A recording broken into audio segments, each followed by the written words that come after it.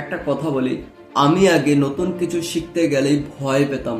আগেই মনে করতাম আচ্ছা আমি পারবো তো, কিন্তু একটা সময় বুঝলাম যে শেখারও একটা কৌশল আছে। আজ তোমাদের সঙ্গে আমি শেয়ার করছি যে দ্রুত শেখার 3টে টিপস, যেটা আমার জীবন অনেকটাই পাল্টে দিয়েছে। টিপস নাম্বার 1, ছোট করে শেখো, বড় করে ভাবো। শিখতে গেলে আমরা ভাবি সব একসাথে করব, আর সেখানেই আমরা ভুলটা করে থাকি।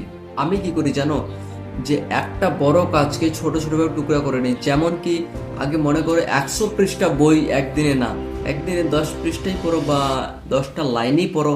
আগে কনসিস্টেন্সি, তারপরে কোয়ান্টিটি আস্তে আস্তে বাড়াও। এটা হলো টিপস নাম্বার 1। টিপস নাম্বার 2, শেখার পর তুমি আবার শেখাও। হ্যাঁ, এটা হচ্ছে ম্যাজিকের মতো কাজ করে।